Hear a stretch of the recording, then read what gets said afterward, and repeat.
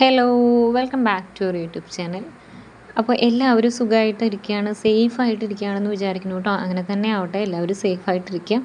അപ്പോൾ ഇന്നത്തെ വീഡിയോ എന്ന് പറയുന്നത് ഒരു ഓർഡിനറി നോട്ട്ബുക്കിനെ നമ്മൾ ഷോപ്പിൽ നിന്നും ഓൺലൈനൊക്കെ ആയിട്ട് മേടിക്കുന്ന കുറച്ച് കോസ്റ്റ്ലി ആയിട്ടുള്ള ഒരു ബുള്ളറ്റ് ജേർണൽ സ്റ്റൈലിലേക്ക് എങ്ങനെ കൺവേർട്ട് ചെയ്യാം എന്നുള്ളതാണ് കേട്ടോ. അതായത് കോസ്റ്റ് ഇഫക്റ്റീവായിട്ട് നമുക്ക് എങ്ങനെ നമ്മുടെ ഒരു ഹോം മെയ്ഡ് ജേർണൽ ഉണ്ടാക്കാം എന്നുള്ള വീഡിയോ ആണ്. എളുപ്പമാണ്, അപ്പോൾ നിങ്ങൾ കണ്ടു നോക്കുക. ഞാൻ വളരെ ഈസി ആയിട്ട് ചെയ്തിട്ടുള്ള വീഡിയോ ആണ്. നമ്മളൊരു ഒരു നോട്ട്ബുക്ക് പൊതിഞ്ഞെടുക്കുന്ന അതേ ഒരു എഫേർട്ടേ ഉള്ളൂ.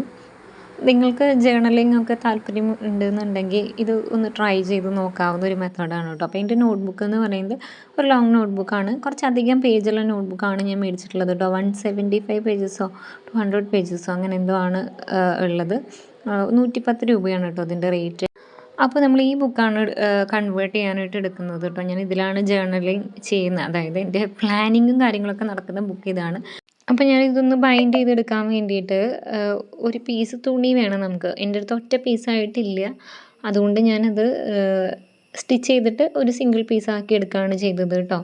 നമുക്ക് ബുക്ക് പൊതിയാൻ എത്ര പേപ്പർ വേണോ ആ ഒരു കണക്കിന് ക്ലോത്ത് വേണം. ഇത് എൻ്റെ മോളുടെ പിനോഫർ സ്റ്റിച്ച് ചെയ്തിട്ട് ബാലൻസ് ഉള്ള ക്ലോത്താണ്. ഈ ഒരു ചെക്ക് ഡിസൈൻ നല്ല ഭംഗിയുള്ളതുകൊണ്ടും പിന്നെ ഇത് കട്ടിയുള്ള തുണിയാണ്. അപ്പോൾ കട്ടിയുള്ള തുണിയാണ് കേട്ടോ നമുക്ക് വേണ്ട. പാൻറ്റ് സ്റ്റിച്ച് ചെയ്തിട്ടോ അങ്ങനെ എന്തെങ്കിലും തുണിയാണ് ഇത് ചെയ്യാനായിട്ട് നല്ലത്. നല്ല പാറ്റേണുള്ള ഒരു തുണി എടുക്കാം, അല്ലെങ്കിൽ കനം കുറഞ്ഞ തുണിയാണെങ്കിലും കുഴപ്പമില്ല. നമ്മളത് കവർ ചെയ്തെടുക്കാനാണ് പോകുന്നത് കേട്ടോ. നമുക്കിഷ്ടമുള്ളൊരു എന്താ പറയുക ടൈപ്പിലേക്ക് മാറ്റാനായിട്ട് ഒന്ന് കവർ ചെയ്തെടുക്കാനാണ് പോണേ. അത് ഒട്ടിച്ചിട്ടാണ് നമ്മൾ ചെയ്യുന്നത് കേട്ടോ. ഞാൻ ആദ്യം തന്നെ ഇതൊന്ന് ബുക്ക് പൊതിയുന്ന പോലെ ഒന്ന് പൊതിഞ്ഞ് നോക്കുന്നുണ്ട് കേട്ടോ. എനിക്ക് ആ ലൈൻ കിട്ടാൻ വേണ്ടിയിട്ടാണ്. അപ്പോൾ ഇതിങ്ങനെ പൊതിഞ്ഞ് കഴിഞ്ഞിട്ട് ഒന്ന് സ്കോർ ചെയ്ത് കൊടുത്തിട്ട് നമ്മൾ എന്ത് ചോദിച്ചാൽ ഈ ബുക്ക് എടുത്തിട്ട് അതൊന്ന് അയൺ ചെയ്തെടുക്കുന്നുണ്ട് കേട്ടോ. ആ ലൈൻ അങ്ങനെ കറക്റ്റായിട്ട് കിട്ടാൻ വേണ്ടിയിട്ടാണ്. ഇനി അത് അയൺ ചെയ്തിട്ടുണ്ട്.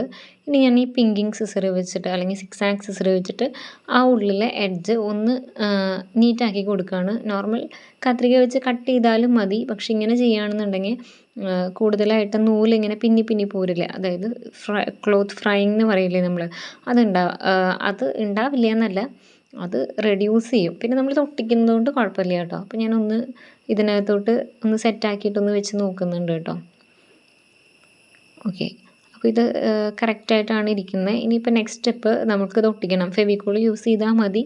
ഞാനിവിടെ യൂസ് ചെയ്യുന്നത് ഫെവിക്കോളല്ല, ഡബിൾ സൈഡഡ് ടേപ്പാണ്. ടാക്കി ടേപ്പ് എന്ന് പറയും ഇതിന്, അല്ലെങ്കിൽ ഡബിൾ സൈഡഡ് ടേപ്പ് ട്രാൻസ്പെറൻ്റ് ആയിട്ടുള്ള തിന്നായിട്ടുള്ളതെന്ന് ചോദിച്ചു കഴിഞ്ഞാൽ നമുക്ക് കിട്ടും കേട്ടോ. ഇതൊരു റോളിന് 34 രൂപയാണ്. നല്ല യൂസ്ഫുള്ളാണ് എനിക്ക്. ഇപ്പോൾ നിങ്ങൾക്ക് കുട്ടികളൊക്കെ ഉണ്ട്, അവർക്ക് എന്തെങ്കിലുമൊക്കെ ക്രാഫ്റ്റൊക്കെ ചെയ്യേണ്ട സമയം ത്തൊക്കെ ഇത് ഭയങ്കര ഹെൽപ്ഫുള്ളാണ് കേട്ടോ. നമുക്കിങ്ങനെ ഒട്ടിച്ചിട്ട് ഡബിൾ സൈഡ് ടേപ്പ് അല്ലേ, അപ്പോൾ ഇത് പീൽ ചെയ്ത് കഴിഞ്ഞാൽ അതിൻ്റെ താഴെ തിന്നായിട്ടുള്ളൊരു ട്രാൻസ്പെറൻ്റ് ആയിട്ടുള്ളൊരു ഗ്ലൂവിൻ്റെ ലൈൻ ഉണ്ടാവും. അപ്പോൾ അതിൽ നമുക്കിതങ്ങ് സുഖമായിട്ട് ഒട്ടിയിരുന്നോളൂ കേട്ടോ. അപ്പോൾ കൈ മെസ്സാവില്ല എന്നുള്ളതാണ് ഏറ്റവും വലിയ ഉപകാരം. ഫെവിക്കോൾ വെച്ചിട്ട് ചെയ്യാം കേട്ടോ, നല്ല സ്ട്രോങ് ആയിട്ട് തന്നെ ഒട്ടി കിട്ടും.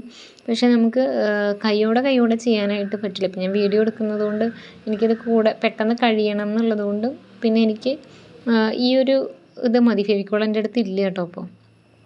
അപ്പോൾ ഇതിങ്ങനെ ഒട്ടിച്ച് കൊടുത്തിട്ട് അത് വെച്ചങ്ങ് പൊതിഞ്ഞെടുത്താൽ അതിനത് സുഖമായിട്ട് നല്ല ഫേമായിട്ട് തന്നെ ഇരുന്നോളൂ കേട്ടോ. ഫെവിക്കോൾ വെച്ച് ഒട്ടിക്കുകയാണെങ്കിൽ നല്ലതാണ്, പക്ഷേ എനിക്ക് ആ തുണിയിലേക്ക് പശ വരും, പിന്നെ അത് ഉണങ്ങാനായിട്ട് കുറേ അധികം സമയം പിടിക്കും.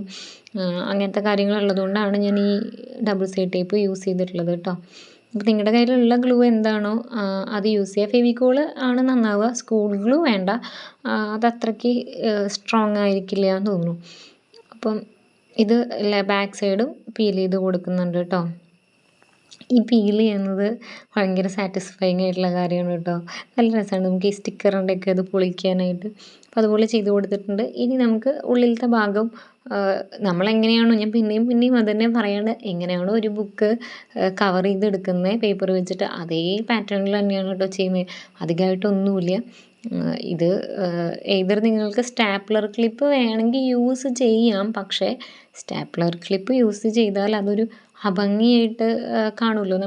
നമ്മളിതൊരു നല്ല അടിപൊളിയായിട്ടുള്ള ജേർണലാക്കാനല്ലേ ഉദ്ദേശിക്കുന്നത്. പിന്നെ അങ്ങനെ ഒരു ക്ലിപ്പ് വേണ്ടാന്ന് ഓർത്തിട്ടാണ് കേട്ടോ. വേണമെങ്കിൽ സ്റ്റാപ്ലർ ക്ലിപ്പ് യൂസ് ചെയ്ത് ക്ലിപ്പ് ചെയ്തെടുത്താലും മതി. നല്ല ടൈറ്റായിട്ട് കവർ ചെയ്തിട്ട് അതങ്ങനെ ഇരുന്നോളും. അല്ലെങ്കിൽ ഈ ഒരു മെത്തേഡിൽ ചെയ്യാം കേട്ടോ.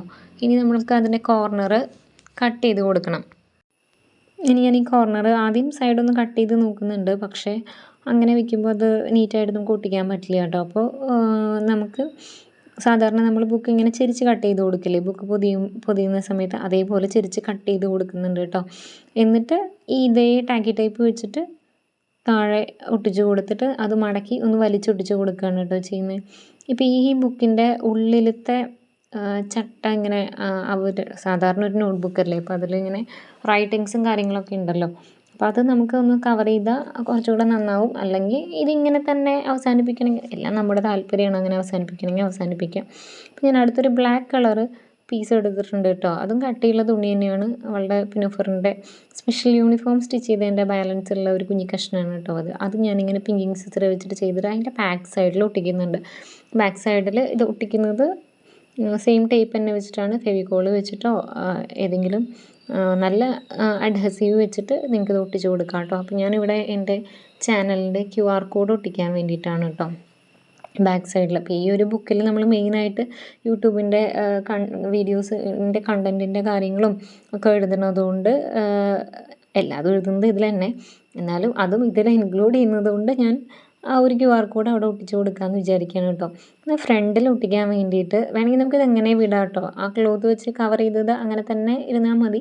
പക്ഷേ എൻ്റെ കയ്യിൽ ഈ ഒരു പോളറോയിഡ്സിന് വേണ്ടിയിട്ട് ഞാൻ ചെയ്ത് വെച്ച ഈ പിക്ചേഴ്സ് ഉള്ളതുകൊണ്ട് ഞാൻ അതിലൊന്ന് ഇതിലൊട്ടിക്കാമെന്ന് ഓർത്തിട്ട് ഏതാണ് ഭംഗി ഉണ്ടാവുക എന്നുള്ളത് മാറ്റി മാറ്റി വെച്ച് നോക്കുകയാണ് കേട്ടോ. എന്നിട്ട് ഏറ്റവും അവസാനം ഞാൻ 2 ലാൻഡ് ചെയ്തിട്ടുണ്ട്. അതിൽ നിന്ന് ഒരെണ്ണം ചൂസ് ചെയ്യുകയാണ്. ഈ ഒരു ബുക്കിൻ്റെ വേണമെങ്കിൽ ഒട്ടിക്കാം, അല്ലെങ്കിൽ ഇത് ഈ റെഡ് ഫ്ലവർ ഇപ്പോൾ കുറച്ചും കൂടി മാച്ചിങ് ആണെന്ന് തോന്നിയിട്ട് ഞാൻ അതെടുക്കുകയാണ് കേട്ടോ. ഇത് ഞാൻ ടേപ്പ് വെച്ചിട്ട് തന്നെയാണ് ഒട്ടിക്കാൻ പോകുന്നത്. ഇത് ഫെവിക്കോൾ വെച്ച് ഒട്ടിക്കുകയാണെങ്കിൽ കുറച്ചും കൂടി സ്ട്രെങ്ത് ഉണ്ടാവും കേട്ടോ. ഇതിനും കുഴപ്പമൊന്നുമില്ല, നമ്മൾ പിന്നെ അങ്ങനെ ബുക്കല്ലേ അങ്ങനെ ഇതായിട്ട് റഫായിട്ട് യൂസ് ചെയ്യുന്നില്ലല്ലോ, അപ്പോൾ അതങ്ങ് ഇരുന്നോളും. ഫെവിക്കോൾ എൻ്റെ കയ്യിലില്ല, ഉണ്ടെങ്കിൽ ഞാൻ ഈ സമയത്ത് അത് ഫെവിക്കോൾ വെച്ച് ഒട്ടിക്കുമായിരുന്നു കേട്ടോ. ഇതിപ്പോൾ സ്റ്റിക്കറിൽ പ്രിൻ്റ് എടുത്തിട്ടുള്ള QR കോഡാണ്. അത് എന്തെങ്കിലും പോളറോയിഡ്സോ ഫോട്ടോസോ വർക്ക് ചെയ്ത് കൊടുക്കുമ്പോൾ അതിൻ്റെ ബാക്കിൽ ഞാൻ ഒട്ടിക്കുന്നതാണ് കേട്ടോ. അത് ഒരു പ്രമോഷൻ എന്നുള്ള പോലെ. പിന്നെ ഞാൻ നമ്മുടെ ഒരു ഫാമിലി ഫോട്ടോ എടുത്തിട്ടുണ്ട്. അത് ഞാൻ ഗ്ലൂ ഡ്രോപ്പ് വെച്ചിട്ടാണ് കേട്ടോ ഒട്ടിക്കുന്നത്. അത് ആ ഒരു കവറ് ഗ്ലൂ ഡ്രോപ്പിൽ 72 ഡ്രോപ്സ് ഉണ്ടാവും, അതിന് 60 രൂപയാണ് കേട്ടോ. ഞാൻ വർഗീസ് കോർണറിൽ നിന്ന് വാങ്ങിയിട്ടുള്ളതാണ്. നമ്മുടെ ബുക്കിൻ്റെ കവർ പേജ് എനിക്ക് വേണ്ട വിധത്തിൽ ഞാൻ സെറ്റ് ചെയ്തിട്ടുണ്ട് കേട്ടോ. നിങ്ങൾക്ക് താല്പര്യമുള്ള പോലെ നിങ്ങളത് ഡിസൈൻ ചെയ്തെടുക്കുക. ഇനി നമുക്കുള്ളത് ഇതിൻ്റെ ഉൾഭാഗമാണ്. ഞാൻ ഓൾറെഡി ഓഗസ്റ്റ് മന്തിലെ കാര്യങ്ങളൊക്കെ എഴുതിയിട്ടുണ്ട്. അപ്പോൾ ഉൾഭാഗത്ത് ചട്ട എനിക്കിങ്ങനെ കാണുന്നുണ്ടാകുന്നുണ്ട്. അപ്പോൾ എൻ്റെ കയ്യിൽ പാറ്റേൺ ഷീറ്റാണുള്ളത്. നോർമലി നിങ്ങൾക്കൊരു ചാർട്ട് പേപ്പർ ഇതിനകത്ത് ഒട്ടിച്ചാൽ മതി, പാറ്റേൺ ഷീറ്റ് വേണമെന്നില്ല. എൻ്റെ അടുത്ത് ചാർട്ട് പേപ്പർ ഇല്ല, പാറ്റേൺ ഷീറ്റ് ഇവിടെ ഇരിക്കുന്നുണ്ട്. അപ്പോൾ അതിൽ നിന്ന് ഞാൻ 2 എടുത്തിട്ടുണ്ട്. പിന്നെ നമ്മുടെ ബുക്കിൻ്റെ കവറിൻ്റെ സൈസിലേക്ക് അതൊന്ന് ട്രിം ചെയ്യണം കേട്ടോ. അപ്പോൾ ഞാനതൊന്ന് ജസ്റ്റ് ഒന്ന് മാർക്ക് ചെയ്ത് കൊടുത്തിട്ട് ഒരു പെൻസിൽ വെച്ചിട്ടൊന്ന് മാർക്ക് ചെയ്ത് കൊടുത്തിട്ട് അത്രയും ഭാഗം കട്ട് ചെയ്ത് കളയുന്നുണ്ട് കേട്ടോ. എന്നാലാണ് അത് അതിൻ്റെ ഉള്ളിലേക്ക് കൃത്യമായിട്ട് ഭംഗിയായിട്ടിരിക്കുകയുള്ളൂ. അപ്പോൾ അങ്ങനെ ചെയ്തിട്ട് ഈ ഒരു ഷീറ്റ് പക്ഷേ ഞാൻ ഈ ഒരു ടാക്കി ടേപ്പ് വെച്ചിട്ടല്ല ഒട്ടിക്കുന്നത്. ഇപ്പോൾ നമ്മൾ ഈ ബുക്കിൻ്റെ 2 സൈഡും മറ്റതൊക്കെ ഇത് വെച്ച് ഒട്ടിച്ചതുകൊണ്ട് ടേപ്പ് പെട്ടെന്ന് തീരും കേട്ടോ. അതായത് നന്നായിട്ട് ഒട്ടിക്കുന്നുണ്ടല്ലോ. അപ്പോൾ ഞാനിത് എൻ്റെ കയ്യിൽ വേറൊരു ഗ്ലൂ ഉണ്ട്, 7000 എന്നുള്ള ഗ്ലൂ ഉണ്ട് കേട്ടോ. ഫെവിക്കോൾ വെച്ച് ഒട്ടിച്ചാൽ മതി ഇതൊക്കെ. ഫെവിക്കോൾ ഇല്ല ഇപ്പോൾ ഈ 7000 എന്നുള്ള ഗ്ലൂ നല്ല സ്ട്രോങ് ആയിട്ടുള്ള ഗ്ലൂ ആണ്. നമ്മൾ ഡ്രസ്സിലൊക്കെ ഡിസൈൻ ചെയ്യുമ്പോൾ ബീഡ്സ് ഒട്ടിക്കാൻ, മെറ്റാലിക് പാർട്ടുള്ള ബീഡ്സ് ഒട്ടിക്കാൻ വരെ ഇത് നല്ല സ്ട്രെങ്ത് ഉള്ള ഗ്ലൂ ആണ്. അപ്പോൾ അത് വെച്ചിട്ടാണ് ഞാനിത് ഒട്ടിച്ചു കൊടുക്കുന്നത് കേട്ടോ. ഈ ഒരു ഷീറ്റിൻ്റെ ഉള്ളിലും ബുക്കിൻ്റെ ചട്ടയുടെ അകത്ത് ഞാനിത് ഈ പശ സ്പ്രെഡ് ചെയ്ത് കൊടുക്കുന്നുണ്ട്. എന്നിട്ട് സിമ്പിളായിട്ട് ഒട്ടിക്കുകയാണ്. ഇതൊന്നും ഇത്രയധികം എക്സ്പ്ലെയിൻ ചെയ്യാനായിട്ടുള്ള കാര്യങ്ങളില്ല. എന്തായാലും നമ്മളൊരു കാര്യം ചെയ്യല്ലേ, അപ്പോൾ അത് മൊത്തമായിട്ട് പറയണമെന്ന് മാത്രം കേട്ടോ. അപ്പോൾ അതങ്ങനെ ഒട്ടിച്ച് കൊടുക്കുന്നുണ്ട്.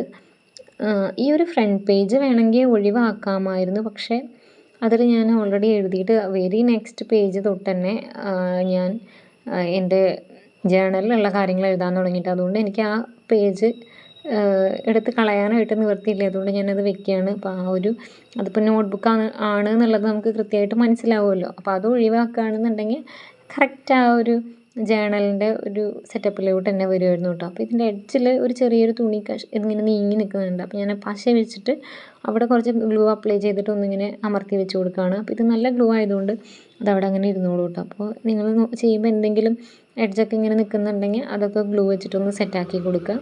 ഒരു വെയിറ്റ് കുറച്ച് അടുത്തേക്ക് കയറ്റി വെച്ചിട്ടുണ്ട് കേട്ടോ. അപ്പോൾ നമ്മളുടെ ബുക്കിൻ്റെ പരിപാടി കഴിഞ്ഞിട്ടുണ്ട്. അപ്പോൾ എൻ്റെ മോർണിംഗ് എപ്പോഴും തുടങ്ങുന്നത് ഇങ്ങനെയാണ്. തുടങ്ങുകയെന്ന് പറഞ്ഞാൽ രാവിലെ കിച്ചണിലെ കാര്യങ്ങളും ജോലികളൊക്കെ കഴിഞ്ഞിട്ട് പിന്നെ ഞാൻ ഈ ബുക്കിൽ എൻ്റെ ടു ഡു ലിസ്റ്റ് എഴുതി ഇന്ന് എന്തൊക്കെയാണ് ചെയ്യേണ്ടത്, അല്ലെങ്കിൽ ഈ മാസം എന്തൊക്കെയാണ് ചെയ്യേണ്ടത്, അങ്ങനത്തെ കാര്യങ്ങളൊക്കെ പ്ലാൻ ചെയ്ത് കൃത്യമായി പ്ലാൻ ചെയ്യുമെങ്കിലും പ്ലാനിങ് അധികവും മുഴുവനാവാനൊന്നുമില്ല. എന്നാലും നമ്മളങ്ങനെ എഴുതി വെച്ച് ചെയ്യുമ്പോൾ പിന്നെ നമ്മളതൊന്ന് അനലൈസ് ചെയ്യുമ്പോൾ കുറച്ചും കൂടി പ്രൊഡക്റ്റീവായിട്ടിരിക്കാൻ എനിക്ക് ഹെൽപ്ഫുള്ളായിട്ടുള്ള കാര്യമാണ് കേട്ടോ ഈ ജേർണലിങ്. ഞാനത് ഭയങ്കര സന്തോഷമായിട്ടാണ് ചെയ്യുന്ന കാര്യമാണ്. അപ്പോൾ എൻ്റെ ജേർണൽ ഒരു 110 റുപ്പീസിൻ്റെ നോട്ട്ബുക്കിൽ നല്ല കോസ്റ്റ്ലി ആയിട്ടുള്ള ജേർണൽസ് എങ്ങനെ കിട്ടുമോ അതേപോലെ അതും എനിക്കിഷ്ടമുള്ള രീതിയിൽ ഞാൻ ചെയ്തെടുത്തിട്ടുണ്ട്. അപ്പോൾ ഈ വീഡിയോ നിങ്ങൾക്ക് ഇഷ്ടമാവുകയാണെന്നുണ്ടെങ്കിൽ, നിങ്ങൾക്ക് ജേർണലിങ് ഇഷ്ടമാണെന്നുണ്ടെങ്കിൽ ഒരുപാട് പൈസ സ്പെൻഡ് ചെയ്ത് വാങ്ങുമൊന്നും വേണ്ട. ഒരു നോട്ട്ബുക്ക് വാങ്ങിയിട്ട് അതിങ്ങനെ കൺവേർട്ട് ചെയ്തെടുക്കുക കേട്ടോ. Thank you.